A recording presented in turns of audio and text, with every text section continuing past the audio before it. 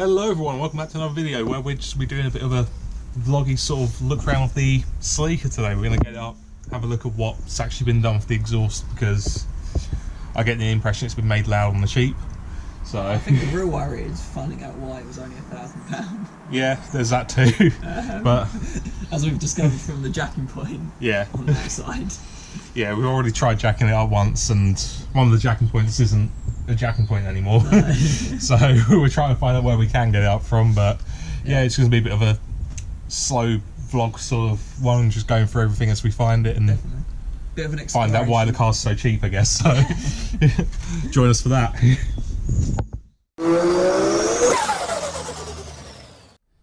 So you've brought a new car on the cheap, looks like a good deal. The screwdriver of truth will show you that.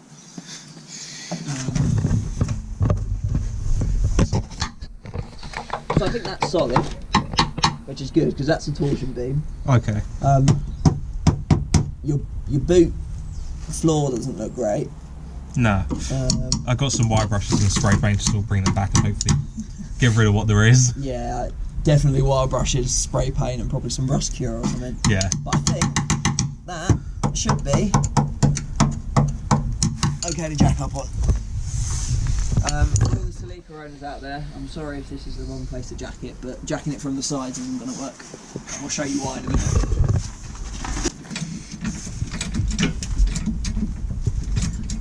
I was about to say, is your handbrake on, but that doesn't work either, does it? It's on, but it's not. I don't even know if it's doing anything. Yeah, it's on, but that's like saying I've asked it politely not to roll away. Yeah, that's why we can't, because I was going to set it up on the oh yeah. well, yeah, little lifts. Do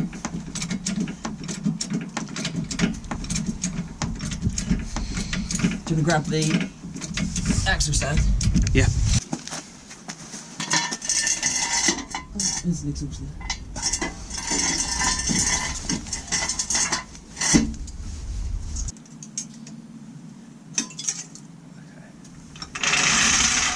That's, yeah, going to be your first issue is the undersill. Yeah.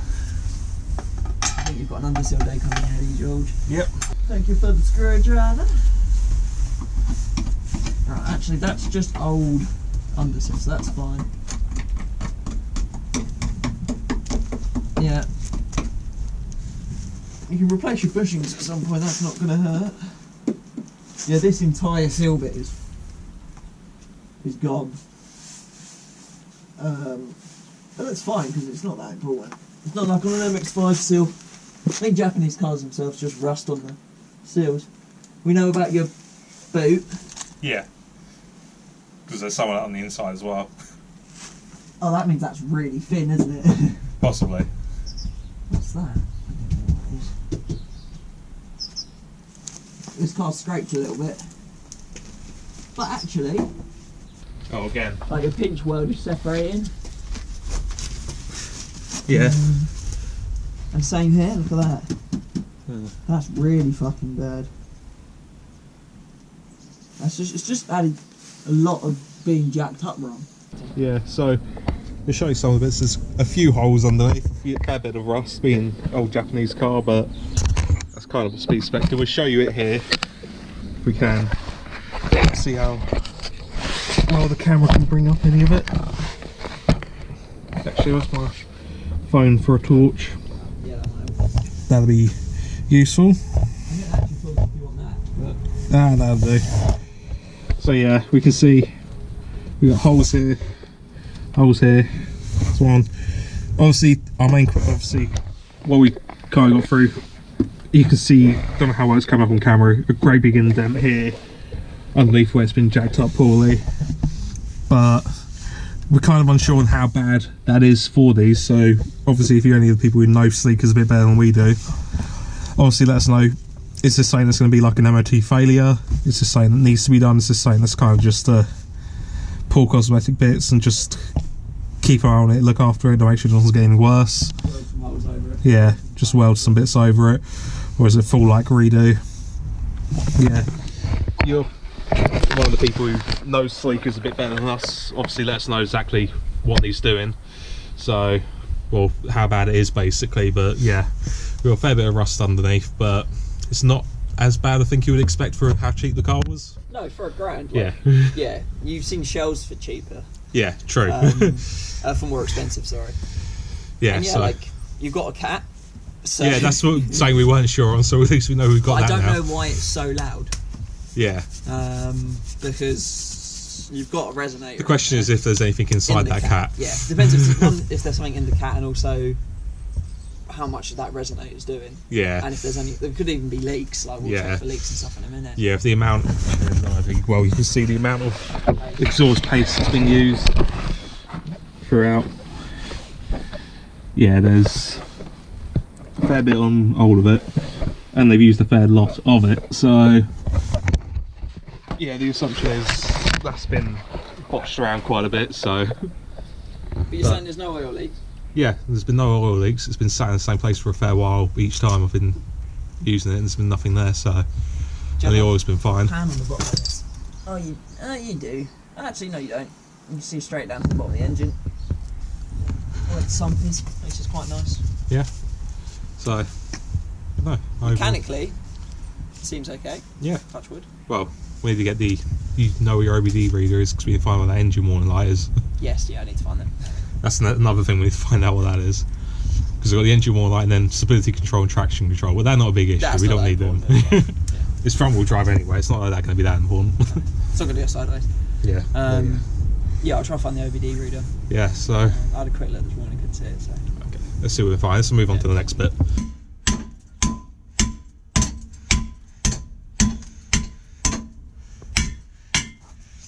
Just trying to get the car back down on the ground. So we can actually go for a bit of a drive in it. That was far more annoying than it needed to be. I think it's sank. Plus also we used the smaller jack. We used the small jack because the big jack is holding the bigger jack. It all makes sense, really. Trust us. That's the way most things, isn't it? Yeah. Oh well. Down we go.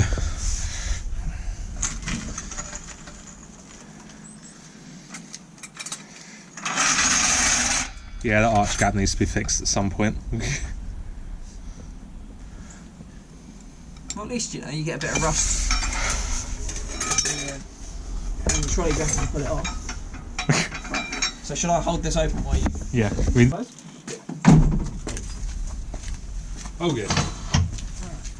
I will put the gas truck start at some point, like I will everything else that needs to be done on this. Practice, fun, project cars. Exactly. I'm excited to try the baffle way. Yeah. Yeah, be that one. If that video's not out already. Yeah. By the time this one does. Yeah, we've got no organisation skills, but yeah, let's swap the cars around. We'll go out for a bit of driving the Celica. We also need some breakfast because we're both hungry.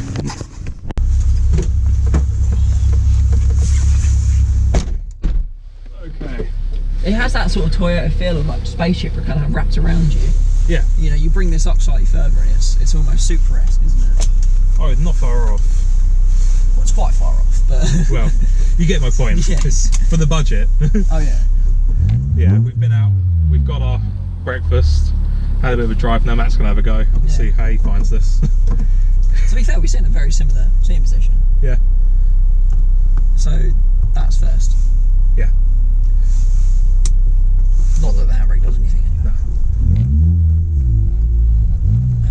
Indicators on the left hand side because it's not Japanese. That was the Korean that was doing that. Oh yeah. Go up, yeah? Yeah, go up and spin it around the roundabout and come back. Might as well. Oh, we better spin it. Well, you know what I mean. We're all good.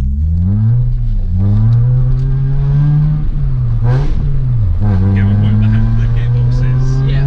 It takes some getting used to. And it does.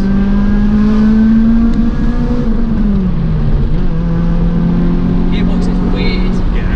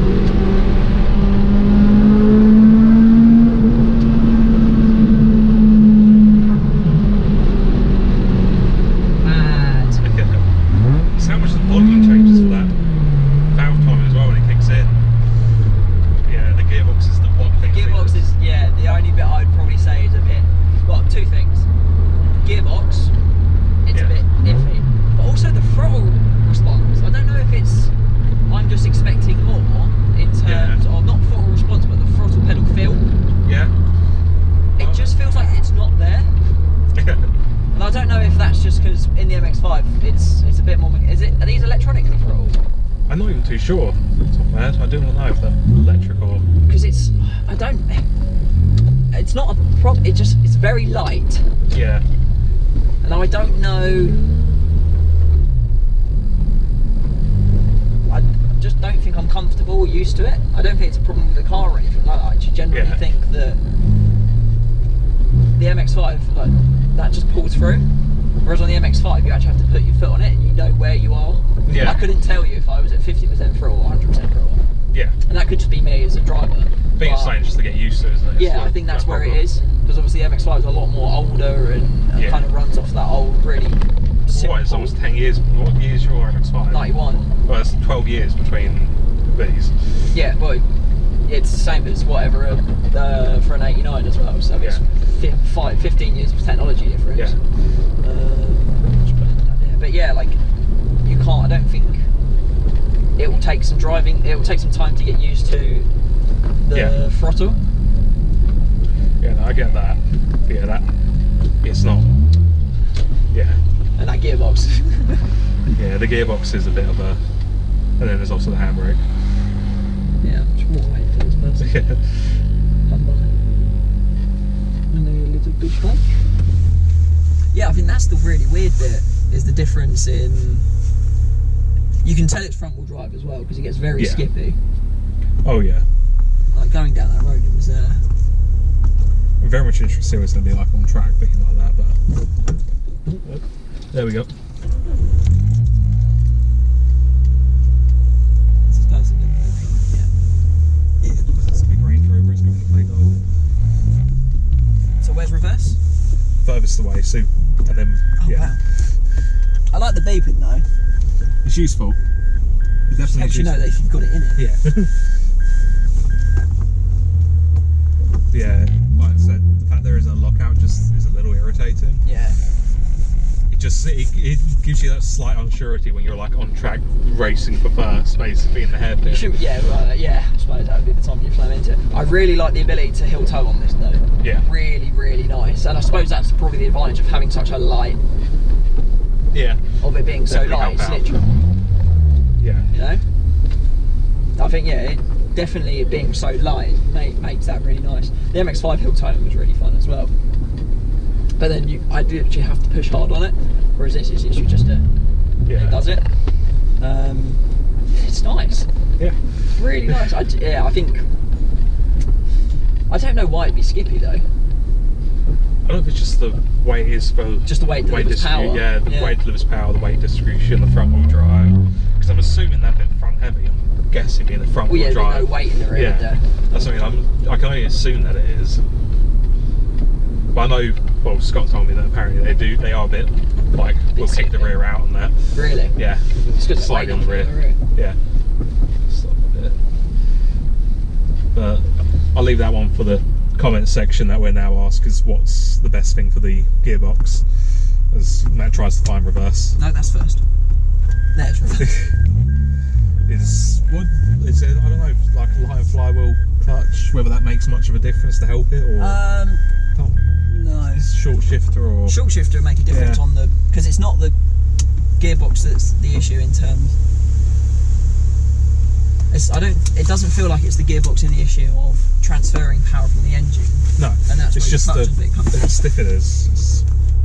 It could just do with a proper lube up. It depends on what the mechanism is as well, because obviously on the old Hondas you had like a drop pin where it'd come in and then slide right into the engine, which used to get cunt up in shit and stuff, and that's why it'd get a bit, might just need some lube and stuff on it. But also, like obviously the MX-5's direct straight in, GT86 direct straight in. Yeah. This is obviously going through some sort of linkage, so it could just be your linkage is fucked. Maybe. Like I said, we'll leave that for the comments, what people do for the what people do for normally to fix that sort of issue. Because I don't think there's any issue with it, and actually the flywheel on this feels very, like the clutch and stuff feels very responsive. Yeah. I need to get the handbrake sorted, because I don't think the clutch will last long at the moment, but no. I'll tell you, you can engage it as long as you're not rolling it, you'll be right. That's the problem, we live in a very hilly area though. Yeah, that's a fair point. So that's the next job to look at. Yeah. Thank you very much for that little burst. I'm finding a full face. This is my side. size. But yeah, if you get one, then obviously take it out on the track. You're more than welcome to take the outside out. No issues with that. Yeah, well, that's why I like having something like this, because it means anyone can take it. But yeah, the way I always go to reverse, I always have to wiggle it to get it across. I was like, it's just not doing it. Nice though, drives nice. Yeah. I don't know if I'd want one in terms of it doesn't feel stable at speed. Now I don't know if that's due to anything because of the car. I know the suspension is also pretty naff. Yeah, there is that as well. So don't forget there's also that. Yeah. So that's another thing to sort. Because obviously we only tried that up to 50 mile an hour, 60 mile an hour, because that's the road we were on. Yeah. We can go to Mexico sometime and work it out, but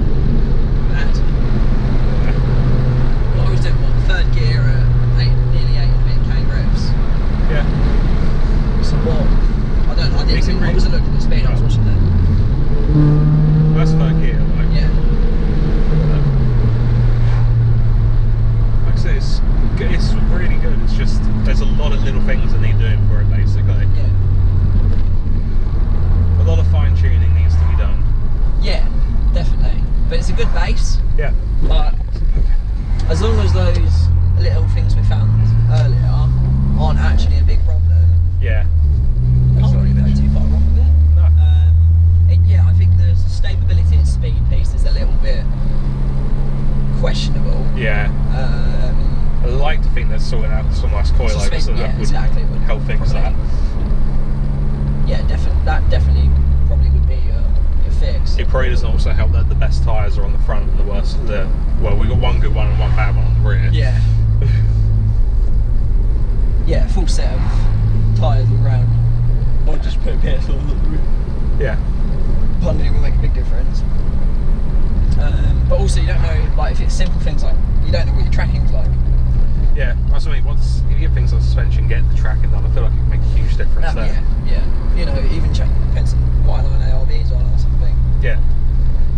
And then there's other things like anti-roll bars and stuff. There's loads of stuff we can. Yeah, like there's so many little handling things you do, but just at speed, like slow, it's very responsive. Yeah. But also the steering's quite light. Yeah, that's something I noticed.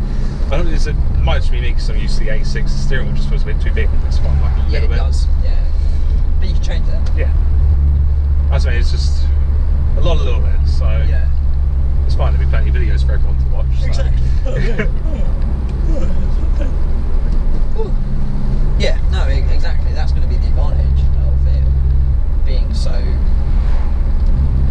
like it's probably quite easy to modify. Well, we've seen plenty of them about on the forums and we've got on Facebook we talk to, so yeah, there's quite a few guys in the East Side Jab lot have it. So nice. It's got to be really, really capable track car, I think. Yeah. Oh, you get there. I think it also just, like I said, I think the best thing about it is going to make a very interesting competitor to the MX-5. Yeah, like I think this video will probably come out before the no, it probably won't come out before the GTA 6 MX-5 discussion bit. Yeah. But I'm still really surprised at how close they were. Oh yeah, they were extremely close for those two. But then they are also very similar sets. It's just you got old school versus new school. Yeah. Whereas this is a very different creature altogether. Yeah. Being that this is more of a front wheel drive. It'll be interesting to see what the 100 brake horsepower difference or 80 brake horsepower difference and rear wheel drive will make. So that's what I mean. This definitely has power in it, but I think the thing is that the handling, I think, in the MX-5 is going to be so much better than it is in this. 50-50. Yeah. But I think that would be the only thing. You put white line ARBs and a decent set of coilovers on. Yeah. Oh yeah, it helped catch it up to them that way. Very, very close. But then, if these are quite tail happy, the because I don't know if that's just stock 80/20.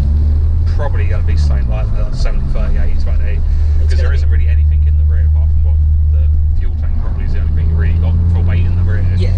So that depends on just how much fuel you got in it. You know, it just gets progressively worse throughout the laps because you're running out of fuel.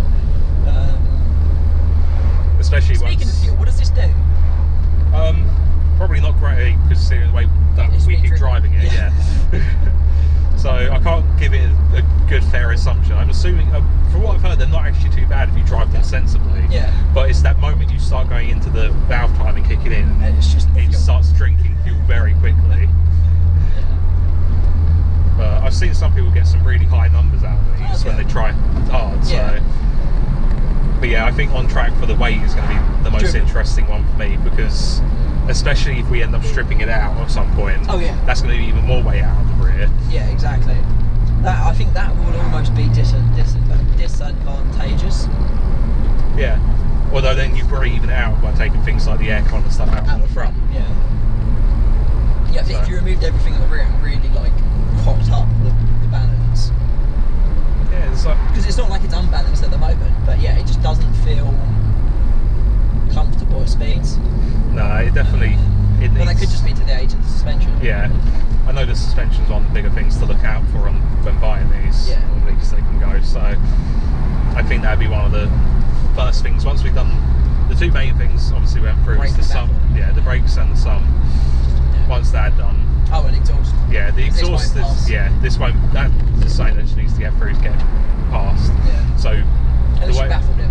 Yeah, we'll see how it goes. Like I said, get the sump done because it's not going to survive on track, I feel, without that. Yeah. Front brakes because I'm not going to drive it on track without them. Yeah. And then the two main things I would hopefully like to be able to try and get done before we're back on track next year will be the exhaust. Obviously, we need to do something with. Yeah. Whether we can get a nice system in it, that'd be the preferable option. Yeah. And then coilovers, because I feel like that's something it's just going to need to have any chance of keeping up. I feel like if I went at it with just the sump and the brakes, I don't think I'd have any chance of keeping up with you in the MX-5. No. Like on the straights, I've started to catch up, but I wouldn't be able to keep up anyway. Depends on what track you're on as well. Like, there's some nice straights at Bedford, whereas actually, if you went to a track that didn't have, if we did Indy Brands Hatch. Oh yeah. I only would suffer on. I think the one thing final straight, and that's not that I'd suffer that I've reached top speed. It's just I just don't get there quick enough. Yeah, I think it also wouldn't help that it's a very vertical, like hilly track brands as well. Yeah, which definitely wouldn't help the power, but then you can keep the momentum. Yeah, which is the difference. Oh yeah. Like I say, it's going to be an interesting one. Yeah. No, looking forward to it. And hopefully there'll be a fair few more of us at track as well. Yeah, exactly. So we have a lot more to compare to as well.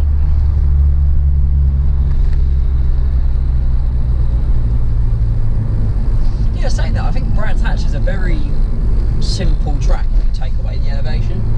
Yeah, like I said, I'm up for doing Brands Hatch in this.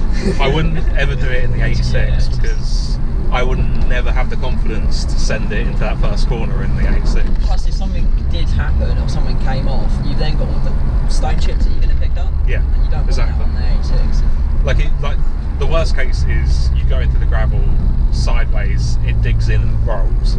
That's your worst case. The best case is you end up completely ruining the paintwork of the car through the gravel. Yeah. And probably end up ripping off the splitter or something else as well. Yeah, just damaging a lot of under stuff. Yeah, it wouldn't. It's not something I think I could do. Maybe if I'd been doing track days and I'm more confident in myself, my abilities. There's other people as well you don't know on track day. That's the other thing. Yeah. Yeah, you might have someone in there MX-5 who keeps spinning. Yeah. Like, who just doesn't know when to like calm down. Just wants to keep finding their limit. That's the fun of having something like this though, is that like I say, it's only cost me £1,000. There isn't a worry. Even if like same with the MX-5, like, it cost me £1,500 to buy. Yeah. And it's worth more to me than that. It's more for me now. That's more of a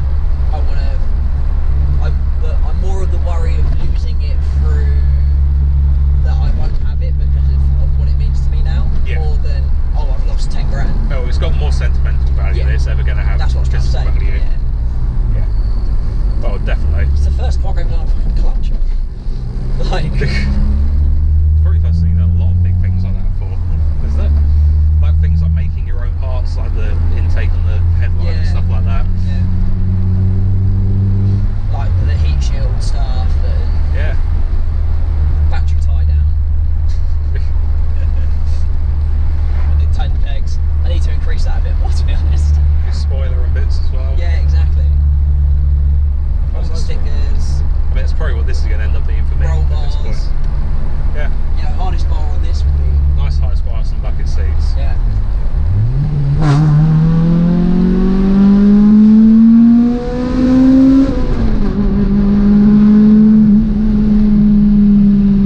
Yeah, I wasn't confident enough to slam it into Neil, so I'm not going to blow a synchro up. Not, at the moment.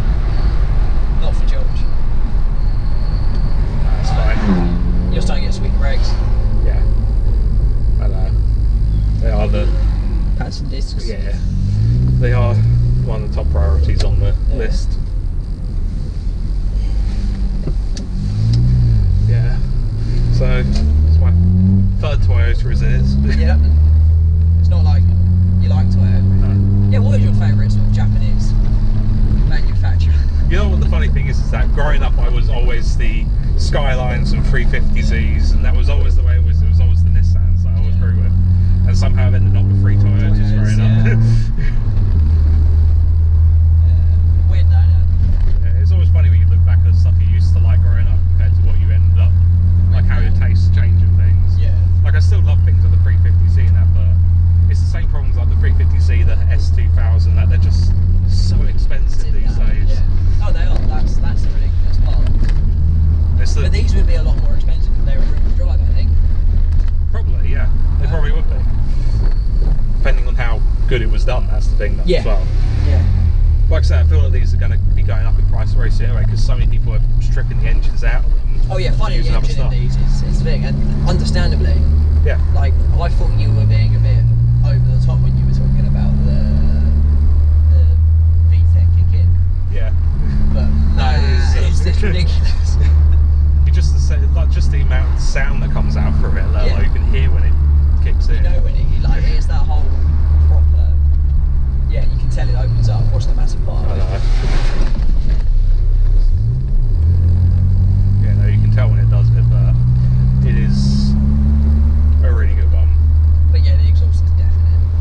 Yeah, it's like I can understand why people like it, but it's too much. Like, yeah. Like I say, like I don't know how much anything can hear us on the camera, because like, well, on my intro video to this, you can tell how much worse it was in the car. Yeah. When driving. Yeah, exactly. Just a lot of drone, and like I say, we'd do it at some point. We get the sound decibel reader out and see how it is, but it's a bit too loud. I just don't see it making track limits. No, I agree. I don't think it will.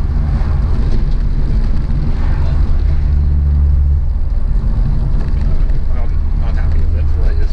For the money I paid for it. Oh, exactly. For $1,000, you can't go wrong. No. Yeah, so now we're back. We got the good old sound tester. We're going to quickly see just how overly loud this exhaust is. So let's quickly do that.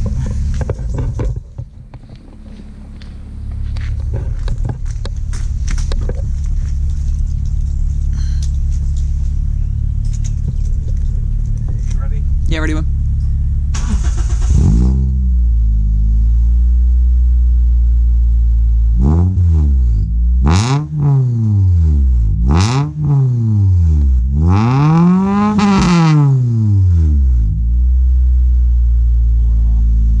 Was that 4.5? That was 115. I wouldn't even. So you see how bad it is. That is so loud. We'll quickly see how it is with 4.5. Right. So we'll see when it's crashed.